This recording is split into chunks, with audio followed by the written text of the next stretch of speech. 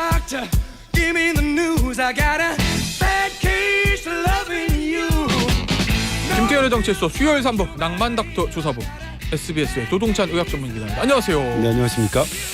야, 저 굉장히 위급한 상황이에요 지금. 의대 네. 증원 확대에 반대해서 전공의들이 사직서를 제출했다. 네. 지금 어떤 상황입니까 의료계? 일단 병원이요? 대형 병원에서 네. 가장 막내격인 네. 그러니까 의사로서는 가장 초보 단계인 전공의가 빠지는 걸로 대형 병원이 흔들리는 구조는 아주 잘못된 겁니다. 아, 전공의가 빠져도 네. 병원을 흔들면 안 된다는 거구나. 네. 하버드대병원, 뭐 미국의 하버드대병원, 네. 뭐 일본의 동경대병원 네. 전공의 빠진다고 흔들리지 않습니다. 그러니까 왜냐하면 전공의가 솔직히 말하면 레지던트 선생님들 예, 말하는 예. 거죠. 예. 전문의 비율이 훨씬 더 높기 때문입니다. 아, 우리 병원은 그러니까 서울대병원, 아산병원, 삼성병원이 예. 전문의 선생님을 많이 뽑아서 전공의가 빠지더라도 전문의 구조로 운영돼야 되는데 그러니까 레지던트 다 4년차 예. 끝나고 fellow 하고 뭐 이런 분들이 예. 있어야 된다는 거잖아요. 그런데 그게 안 되죠. 병원은 그렇게 할 경우 적자가 더 심해지니까 못 한다는 거고요. 그러니까 일단 근본적으로 저는 그런 생각이 들어요. 전공의 선생님들이 빠지는 걸로 가장 초보 의사들이 빠지는 걸로 병원이 흔들린다. 대형 병원이 이 구조 몇십 년 된 구조인데 예. 이 구조가 가장 우리나라의 문제인데 이게 지금 현재 드러나고 있다 그런 네. 거고요. 일단 우리나라에서 전공의 선생님이 빠지면 흔들립니다. 현재 전공의의 절반이 넘는 6,400여 명이 사직서를 냈고요. 이 중에서 1,630명이 근무지를 이탈한 걸로 복지부가 확인했지만 실제 저희가 취재해 보면 이보다 훨씬 많이 이탈한 것으로 보입니다. 예. 그리고 그 대형 병원의 한 곳은요. 오늘 예정됐던 수술에 30% 연기됐고요. 내일도 역시 30% 연기될 것 같다고 합니다.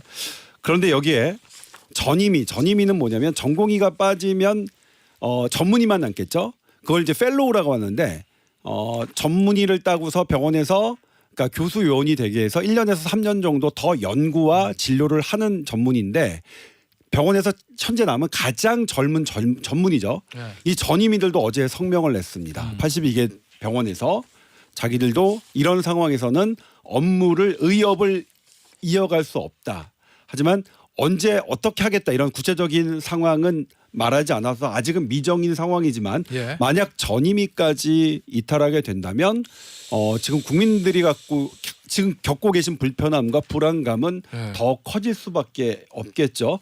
서울뿐 아니라 지역병원에서도 전공의들 출근하지 않고 있죠. 예. 울산대병원 60%가 넘는 75명이 사직서 제출했고 제주대병원에서도 73명의 전공의가 이탈해서 수술들이 연기되고 있습니다. 지금 어제 정부에 신고된 피해 사례는 34건인데 이 중에서 수술 취소가 가장 많았습니다. 그런데 이제 서울 빅5 병원과 네. 대형 병원 그리고 대한병원협회는 응급 중증 환자는 정상대로 하겠다. 그래서 진행이 빠른 암, 예. 뇌질환, 어린이 수술 등은 예정대로 하겠다. 다만 암 초기, 양성 종양, 정형외과 수술 등은 연기가 불가피하다 이런 입장입니다. 알겠습니다. 자, 그러면 조 기자, 네, 레지던트 선생님들 네, 전공의가 끝난 진짜 네. 중요한 전임의 예. 이 선생님들도까지도 지금 사직서 행렬이 확대되는 거예요? 파업이 확대되는 거예요? 지금 아직 분위기는?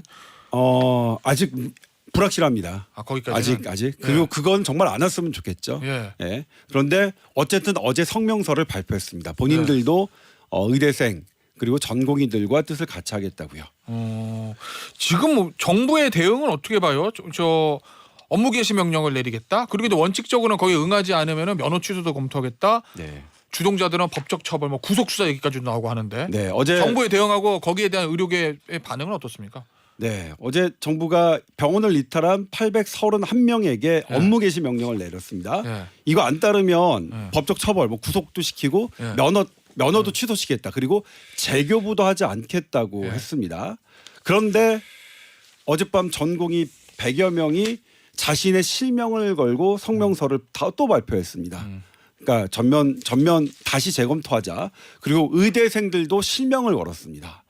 그러니까 이게 분위기가 점점 갈등 구조, 강대강의 갈등 구조가 더 깊어가는데 어제 이제 윤석열 대통령께서 국민 생명과 건강을 볼모로 집단 행동을 해서는 안 된다. 의사라도 국민을 이길 수 없을 것이라는 말씀을 했는데 예. 저는 이 말이 되게 좀 중요하다고 생각해요. 이걸 의료계 언어로 번역하면 예. 국민을 환자로 바꿔 치환할 수가 있는데 예. 의사라도 환자는 이길 수 없다. 의사는 환자를 이길 수 없을 것. 이렇게 들으시면 의료인들도 훨씬 이해가 쉬워질 것 같은데 의사들은 지금 국민들이 왜 자신들을 미워하는지 모르겠다. 그렇게 정말 악마 취급받는 것 같다 이러시는데 그런데 의사 신뢰도 2위잖아요. 예. 언론인 저 기자 5위보다 더 높고요. 네. 정치인 15위 꼴찌입니다. 네. 참고로. 예. 그래서 지금 내 환자들이 걱정하고 있다. 그리고 환자의 마음을 잃어서는 예. 의료계가 원하는 바를 이룰 수 없다는 것. 이거는 좀 새겨 들으면 좋겠고요. 예. 그런데 다만 이제 의료계에서 지금 목소리를 내는 분들은 우리 환자들이 너무 좋아하는 명의들입니다. 소아중환자실 명의, 위암 명의 예. 이런 대통령 주치했던 이런 투석 전문의 분들이 이런 목소리를 낸다는 것. 그러니까 이런 목소리를 내는 게 아주 이상한 의사들이 아니라 어허. 환자들이 되게 좋아하는 의사들의 목소리라는 것도 예. 그렇게 조금 생각해 주셨으면. 그리고 지금 선봉에선 전공의들도 예. 이렇게 다른 아니라 소아과, 산부인과, 외과 네. 이런 필수 의료를 선택한 전공의들이라는 것 예. 이런 부분들도 국민들이 조금 알아주셨으면 다만 환자의 마음을 의사들이 조금 알아주셨으면 하는 마음도 있습니다. 알겠습니다. 이게 결국 의사 증언을 두고 정부하고 의료계 주장이 다른 건데 이게 OECD 국가와 비교하면 인구당 의사 수가 부족하다. 이거 맞는 얘기예요? 틀린 얘기예요? 맞습니다. 일단 정부의 주장 요약하면요. 의사 인구당 적어요. 우리나라 꼴찌 수준이고 급격한 고령화로 의료 수요 더 필요해지는 거 맞고요. 특히 의사들도 고령화되어 가기 때문에 젊은 의사를 더 뽑아야 된다. 그리고 무엇보다 응급실 뺑뺑이와 소아과 오픈런 등 국민이 불편해하고 그래서 국민들이 원하신다. 네. 이게 이제 정부의 주장인데 근데 의료계는 뭐라고 하냐면 우리나라 꼴찌인 건 맞는데 우리나라 의사 수 증가 수가 OECD 국가 중에서 최고로 높습니다. 아, 증가 폭은 증가폭이. 왜냐하면 인구가 너무 급격하게 감소하고 있거든요. 그래서 지금 증가율 보면은 어떤 변수 보면 정말 이게 나중에는 초과되는 게 있다. 그 다음에 우리나라 젊은 의사 수 45세 미만 의사 수가 OECD 평균은 훨씬 높습니다. 그러니까 정부가 우리나라 젊은 의사 없다는 것은 맞지 않다.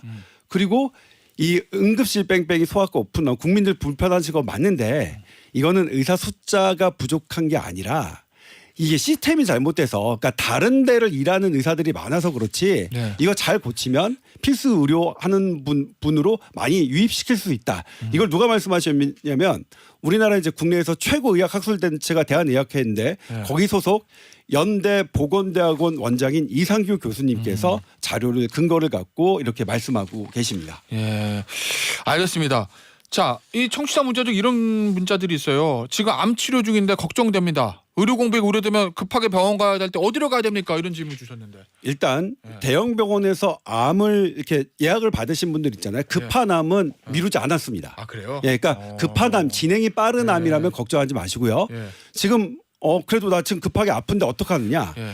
지금 전공의가 없는 병원이 우리 동네 병원에 되게 많습니다. 예. 그러니까 전문의들로만 구성된 병원들 많잖아요. 예. 거기서 진료를 받으시고 예. 거기서 만약 응급이다 중증이다 대학병원 가야 된다라고 한다면 예. 그건 받아주기로 이미 다 협의가 된 상태입니다. 그래요? 그러니까 예. 일단은 지금 막 12개 군병원 뭐 열어놓겠다는데 굳이 지금 군병원 가실 필요는 없고 예. 일단 동네 병원을 가서 예. 그 병원 선생님이 아주 중증이 응급이라서 대학병원 소견서를 써주면 예. 대학병원들이 그 환자들은 감당하겠다고 이렇게 했습니다. 그러니까 아직은 너무 걱정. 다만 초기암 그러니까 이런 분들의 이 지연 그건 사실 좀 화나고 막 불편하시죠. 예. 그런 거는 좀 있을 수밖에 없겠다. 국민들의 알겠습니다. 불편. 예. 여기서 오늘 낭만다또 조사부 시간을 마무리하도록 할게요. SBS 의학 전문 기자인 조동찬 기자였습니다. 감사합니다. 예, 고맙습니다.